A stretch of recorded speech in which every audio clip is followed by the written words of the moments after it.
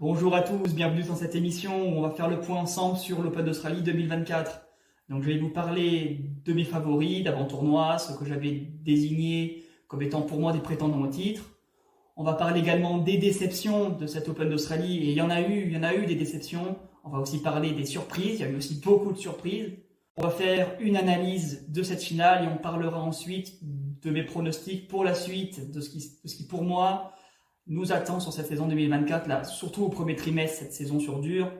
Donc on commence avec les favoris. Donc pour moi, des favoris, il y en avait 3. Je vais vous expliquer pourquoi. Moi, j'avais mis en première position Novak Djokovic. Bon, je pense que c'est pas la peine de trop justifier Novak Djokovic. Il a gagné 10 fois à Melbourne. Il a 24 titres du Grand Chelem. Il est exceptionnel sur dur. Il a tout gagné. Donc, évidemment, il était favori. C'est un petit peu son tournoi favori, le tournoi sur lequel il a le plus de réussite. Donc Novak Djokovic. En numéro 2, j'avais désigné Carlos Alcaraz. Carlos Alcaraz, pour moi, c'était le détenteur, de cette seconde place. Il a 2 Master 1000 sur dur, il a un Grand Chelem sur dur, il a un jeu qui, pour moi, est très adapté à cette surface aussi. Donc pour moi, Carlos Alcaraz faisait figure de favori numéro 2. Et on avait Daniil Medvedev. Alors, Daniil Medvedev, il a également fait 2 finales. Il avait fait en tout cas avant 2 finales sur cet Open d'Australie 2024. Il a déjà gagné un titre du Grand Chelem sur dur, il a gagné de nombreux Master 1000 sur dur, je crois qu'il a gagné 5 Master 1000 sur dur, donc il faisait aussi figure de favori, et c'est tout. Moi, je ne voyais pas Yannick Sinner favori, je ne voyais pas ni Tsitsipas ni Zverev favori, et je ne voyais pas Holger Rune favori non plus. Je les mettais un petit peu après sur un troisième wagon. On va commencer avec les déceptions. Donc pour moi, les déceptions, il y en a 3. Donc il y a évidemment la défaite de Novak Djokovic en demi-finale. Novak Djokovic n'avait jamais perdu à ce stade de la compétition. C'est-à-dire qu'il pouvait perdre avant, on pouvait l'éliminer avant, mais une fois que Novak Djokovic parvient en demi-finale, c'est arrivé 10 fois, il a gagné les 10 fois. Donc déjà, ça c'est une grosse déception, parce que c'est un paradoxe statistique, c'est la première fois que ça arrive. Et surtout, cet Open d'Australie, on voyait depuis le départ, on ne voyait pas dans son assiette, on ne voyait pas présent mentalement, pas présent physiquement, pas dans son tennis.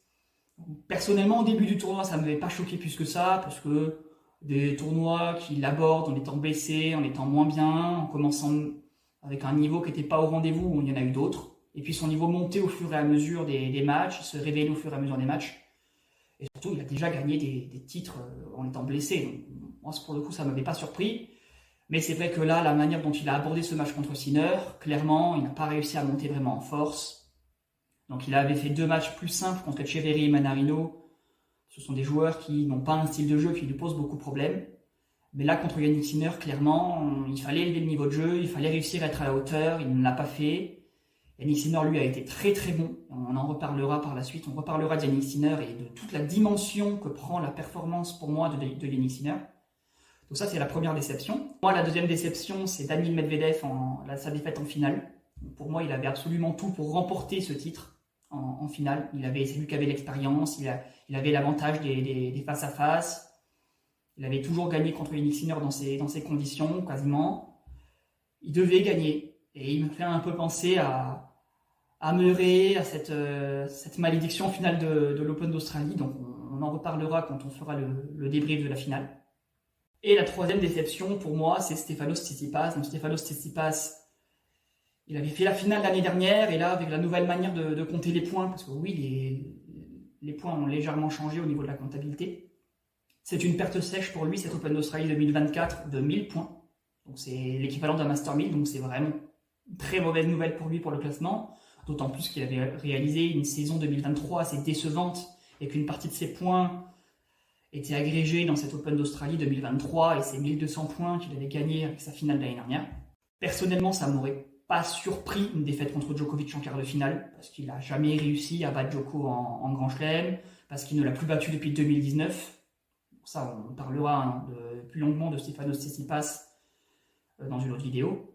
Donc ça m'aurait pas surpris. Personnellement, une défaite en quart de finale, j'aurais trouvé ça tout à fait honorable. Mais là, une défaite en 8e de finale contre Fritz. Fritz est un très bon joueur, il n'y a pas de souci là-dessus, mais c'est vrai que pour moi, quand tu es Tsitsipas, quand tu as le palmarès, le niveau de jeu de Tsitsipas, tu es supposé gagner sans problème 8e de finale contre Fritz. Et il avait déjà gagné d'ailleurs en 2022 contre Fritz à ce stade du tournoi. Donc là, pour moi, il y a une grosse déception. On n'arrive plus à retrouver le Tsitsipas qui est à l'aise dans son tennis, qui est en confiance, qui gagne facilement des matchs faciles, qui atteint les dernières places des tournois du Grand Chelem, des Master 1000. Donc là, il est un petit peu perdu depuis un an. Donc j'espère pour lui qu'il arrivera à retrouver son tennis et à nous proposer de nouveau de très bonnes performances, parce que c'était aussi dans l'intérêt de l'ensemble du circuit. Donc on va passer maintenant aux surprises. Des surprises pour moi, il y en a deux. Alors, la première, c'est évidemment le tournoi de Jannik Sinner. Jannik Sinner avait très peu d'expérience au plus haut niveau en Grand Chelem.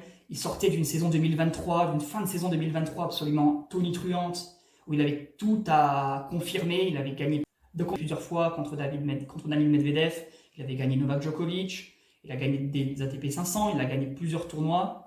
Donc il avait vraiment fait une excellente fin de saison 2023 et on l'attendait forcément. Et moi, j'avoue que je ne l'avais pas mis a priori dans mes favoris parce que justement, trop peu d'expérience, une performance physique, une performance mentale. Je n'étais pas certain qu'il puisse être au niveau en Grand Chelem, qu'il puisse être aussi régulier et s'imposer cette exigence de gagner un Grand Chelem. Donc il l'a fait et c'est peut-être ça pour moi la plus grosse surprise. Ça a été que sur l'ensemble du tournoi, il a été d'une régularité absolument gigantesque. Il a été très très bon mentalement, très très bon physiquement. Et on sait que sur les saisons précédentes, le physique, c'est ce qui avait un peu posé problème. Il avait du mal à tenir l'intensité des matchs longs, de la répétition de matchs longs. Donc là, jusqu'en quart de finale, il fait un tournoi absolument génial.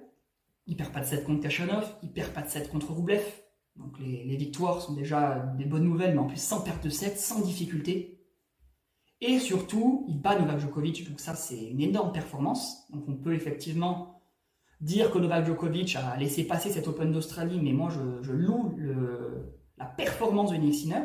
Et surtout, ce qui est impressionnant, c'est qu'il a réussi à confirmer derrière en finale. C'est-à-dire que ça prend énormément d'énergie mentale, d'énergie physique. Ça demande une exigence de tout instant de gagner en Grand Chelem contre Novak Djokovic, contre Nadal, contre Federer, contre Murray, et souvent les joueurs arrivent exténués à tous les niveaux ensuite au match suivant, et il y a un après-victoire contre ces joueurs-là.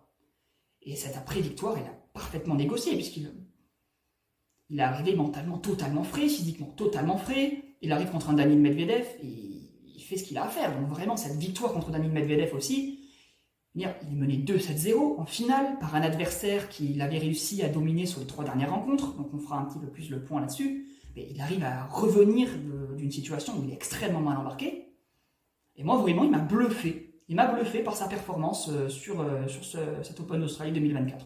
Donc vraiment chapeau à lui, et j'espère que ça ne promet que du bon pour la suite. Donc ça c'était pour la première surprise. La deuxième surprise, alors ça va un peu vous étonner, mais moi, c'est l'arrivée de Daniil Medvedev en finale. Donc vous allez vous dire, tu avais mis Daniil Medvedev comme un des 3 prétendants au titre, et là, tu me dis que tu es surpris de le voir en finale. Alors, oui, parce que Daniil Medvedev, pour moi, c'est un joueur qui peut être très versatile. C'est-à-dire qu'il est à la fois capable, par exemple à l'US Open ou dans certains tournois, de battre tout le monde, d'aller battre Alcaraz, de rivaliser avec Djokovic. Il a même battu Djokovic en finale de l'US Open 2021. Pas tout le monde qui arrive à faire ça, mais il est aussi capable, quand la confiance n'est pas là, quand c'est pas un bon jour, de perdre ce match, donc de perdre un match et de sortir prématurément des tournois. Et c'était ce qui s'était passé, c'est-à-dire qu'il a vraiment, c'était vraiment, on va dire, un petit peu laborieux pour lui cet Open d'Australie, contre Altman, contre Ruusuvuori, contre Zverev, où il est mené 2-7-0. À tout moment, pour moi, il pouvait sortir. Quand il était mené 2-7-0 contre Ruusuvuori, j'ai cru qu'il allait passer à travers, comme l'année dernière contre Korda. Donc le voir en finale, c'est une surprise. La défaite en finale en soi, c'est une déception. Mais le fait de parvenir en finale, quand on connaît le parcours qu'il a réalisé sur cet Open d'Australie, pour moi, c'est une surprise. C'est une bonne surprise. Il avait besoin de ses points, il a un gros paquet de points en défense sur ce premier trimestre. Et effectivement, c'est récupérer là 1300 points, c'est quand même pas rien. Donc ça, c'était pour les surprises. Donc on va passer maintenant à l'analyse plus poussée de cette finale, et ensuite on parlera de mon opinion pour la suite. Et donc parlons maintenant de cette finale de l'Open d'Australie 2024 entre Jannik Sinner et Daniil Medvedev. Donc défaite que je considère comme étant la plus frustrante, la plus décevante de la carrière de Medvedev. Bien au-dessus de la défaite dans les mêmes conditions il y a 2 ans contre Rafael Nadal. Parce que Pour moi, Yannick Sinner n'ayant pas d'expérience et Medvedev ayant déjà joué plusieurs finales de l'Open d'Australie, en menant 2-7-0, en n'étant pas si loin que ça de conclure, pour moi, la défaite, elle est assez compréhensible, elle doit être terrible à vivre mentalement. Et on va essayer d'analyser les face-à-face déjà entre les deux hommes. Donc, ils se sont affrontés 8 fois. Medvedev a gagné les 5 premiers face-à-face et Sinner les 3 suivants. Et je me rappelle qu'après cette demi-finale gagnée contre Zverev, au micro, on lui pose la question « Daniil, tu as perdu les 3 derniers affrontements contre Sinner. Est-ce que tu penses qu'il est temps de changer quelque chose tactiquement ?» Et ce à quoi Medvedev a répondu par la négative. Et pour moi, c'est une erreur parce que les 5 premiers matchs, les 5 victoires, jusqu'à Miami 2023, la finale de ce Master 1000, les matchs ne sont pas du tout déroulés de la même manière que les 3 derniers. Il faut comprendre cette différence, il faut savoir pourquoi. Donc, sur les 5 défaites, Daniil Medvedev avait réussi à prendre l'ascendant sur le service de Sinner et surtout sur le deuxième service, où il remportait plus de 50-55% des points sur le second service adverse. Donc il y avait vraiment une prise du second service adverse et un ascendant qui était pris à ce niveau-là. Il y avait aussi le chemin tactique qui était donné à l'échange, puisque Sinner faisait énormément de fautes, était emmené dans les longs échanges qu'il ne maîtrisait pas et sur lesquels il n'arrivait pas à s'en sortir, à faire le point gagnant, partir à la faute. Et ensuite, les victoires de Sinner, notamment en fin d'année 2023, c'était surtout un jeu qui était beaucoup plus agressif, une montée au filet qui était quasi permanente, un service volé beaucoup plus fréquent, et il a étouffé le jeu de Daniil Medvedev, le poussant à la faute, le poussant à devoir se précipiter. Et vraiment, tactiquement, c'était pas du tout le même match. Donc il y avait ces points-là. Donc nous, on va voir un petit peu, là, en 2024, sur cette Open d'Australie, comment ça s'est déroulé. Donc on va regarder cette fiche de statistiques, on va la lire ensemble, on va la décrypter ensemble, et on va voir ce qu'a réussi à faire Sinner, ce que n'a pas réussi à faire Medvedev. On a ça sous les yeux tout de suite. Donc on se rend compte déjà qu'effectivement, la bataille du premier service, elle est à peu près identique. Mais là où il y a eu vraiment un ascendant pris par Sinner, ça a été justement sur la première variable que j'ai donnée, c'est-à-dire le second service. Il a réussi à très bien servir sur sa deuxième balle, et par contre il a réussi à prendre beaucoup de points sur le second service de Daniil Medvedev. Donc là déjà, premier problème, ceux qui portent les points gagnés au retour de service à 34% chacun. On calcule avec les pourcentages de première, les pourcentages de points gagnés derrière les premières et secondes, ça fait 34% de points gagnés sur le retour chacun. Mais surtout, quand on regarde les points gagnants et les fautes directes, on se rend compte que Sinner fait plus de points gagnants, donc ça c'est pas étonnant, mais surtout qu'il fait moins de fautes directes, il fait 8 fautes directes de moins, donc ça c'est très étonnant, parce que 57 fautes directes en 5 sets, en sachant que même sur les sets que Medvedev a gagné, il y a quand même pas mal de fautes, il y a quand même 22 fautes sur les 2 premiers sets, donc c'est énorme. Il y a 23 fautes directes de coup droit, il y a 27 fautes directes de revers, donc c'est énorme. Et vraiment, il y a eu une défaite à ce niveau-là sur le bras de fer de fond de cours aussi. Donc il n'a pas dominé le bras de fer service-retour, il n'a pas dominé le jeu du fond du cours. Et la troisième variable, ça a été sur les échanges longs. Alors on se rend compte que sur les échanges longs, donc vous les avez là aussi sous les yeux, les statistiques, Daniil Medvedev n'a pas réussi à pousser Yannick Sinner à la faute. Pire, il a lui-même fait des fautes et Sinner a fait plus de coups gagnants.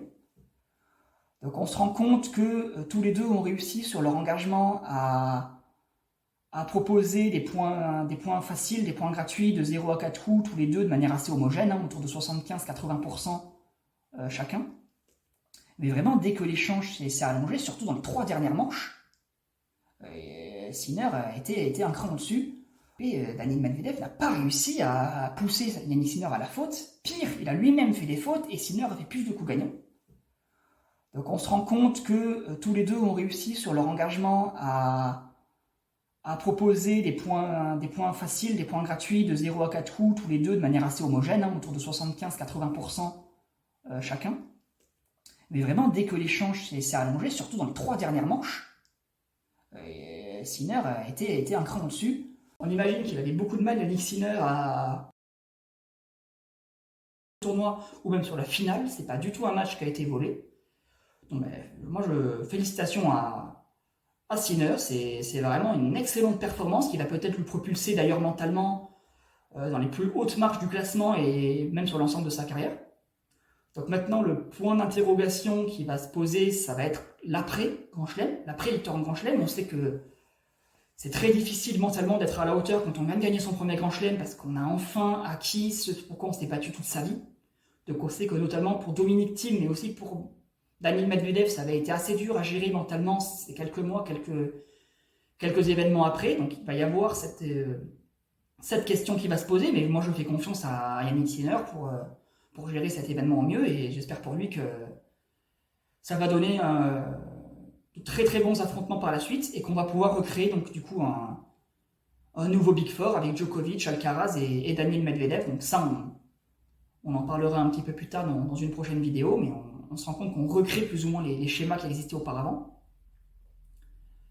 Et donc maintenant, on va passer à mes prévisions pour la suite donc de ce premier trimestre, les événements qui sont à venir, que je détaillerai de toute façon en exclusivité sur cette chaîne YouTube, dont on parlera, je ferai des pronostics et je commenterai, je décrypterai également ces événements avec vous au fur et à mesure.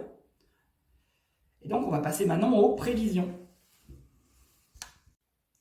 Le deuxième point d'interrogation pour moi, ça sera Daniil Medvedev, puisqu'en 2022, il avait déjà vécu une situation similaire, et on sait qu'il avait vécu derrière une situation qui était extrêmement difficile, et qu'il avait fini 2022 en ayant beaucoup moins de points qu'en 2021, grâce justement aux points accumulés à l'Open d'Australie, qu'il avait livré des résultats qui étaient assez décevants.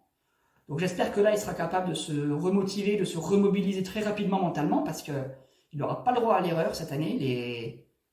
Les forces en présence sont beaucoup trop importantes, beaucoup trop nombreuses, et tout le monde aujourd'hui a envie de remporter des grands chelems. La bataille va être extrêmement rude cette année.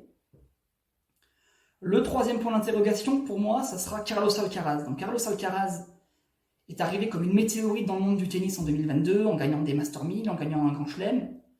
Il a proposé cette année 2023 de confirmation, il a été très bon, il a confirmé les attentes qui étaient placées en lui, les espoirs qui étaient placés en lui. Il a remporté un autre grand chelem sur les terres de Djokovic à Wimbledon, donc c'était vraiment exceptionnel. Mais on sent que la tendance à s'entêter dans des schémas de jeu qui ne marchent pas forcément toujours, à pas forcément avoir de plan B, et certains adversaires commencent maintenant à s'attendre à la tactique qu'il va employer.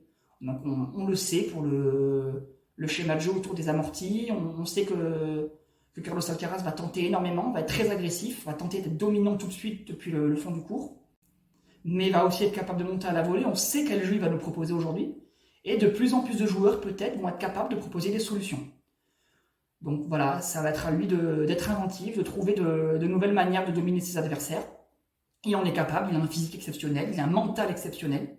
C'est très rare de voir un jeune qui à cet âge-là a déjà un tel esprit de compétition, donc ça c'est très positif. Pour moi, il a absolument tout pour être numéro 1 mondial encore cette année et livrer des performances exceptionnelles. Donc voilà, point d'interrogation. Et le quatrième point d'interrogation, ça sera la confirmation donc de Yannick Sinner. Parce qu'on le sait, remporter un grand chelem, c'est une chose. Être capable, c'est une chose déjà très difficile. Être capable de confirmer, ça en est une autre. Donc moi, j'ai confiance en ce garçon qui a montré un calme, une sérénité, un mental à toute épreuve là dans cet Open d'Australie. Pour moi, il a largement l'état d'esprit de champion. Le niveau tennistique de champion, donc pour moi il n'y a pas de souci. Donc on a vraiment 4 joueurs qui font figure finalement d'un nouveau Big Four, donc avec de grosses confrontations à venir. Et la 5e et dernière interrogation, ça va être pour tous les autres. Voilà. Quel niveau de jeu va nous proposer Holger Rune? Quel niveau de jeu va nous proposer Alexander Zverev, qui pour moi a très très bien joué aussi dernièrement? Est-ce que Stefanos Tsitsipas va réussir à retrouver son niveau? Donc, je ferai une vidéo sur Zverev et Tsitsipas, mais pour moi, mon point de vue, c'est que Zverev et Tsitsipas, donc je le détaillerai, pour moi, ils ont un petit peu raté le coche, ils ont un petit peu raté leur moment, ils auraient pu percer à un moment où le circuit était en désordre et ils l'ont pas fait. Et aujourd'hui, il y a des forces qui sont vraiment très dangereuses, qui ont pris leur place. Donc je les vois plus comme deuxième rideau, comme figure de favoris plutôt pour les quarts de finale et demi-finales, mais pas forcément comme vainqueurs des tournois majeurs. Donc ils ont tout loisir là de me détromper. Et donc voilà, c'est tout pour ces pronostics, c'est tout pour cette analyse de l'Open d'Australie. Donc évidemment, je serai présent toute la saison pour faire des pronostics, pour détailler tout ce qui va se passer dans les différents événements. Je ferai aussi des focales plus précises sur certains joueurs, sur certains matchs, sur certains points tactiques. J'essaierai de proposer une analyse complète et concise, avec plus de montage, avec plus de démonstrations, plus de chiffres aussi. Et je vous dis à bientôt pour une prochaine vidéo.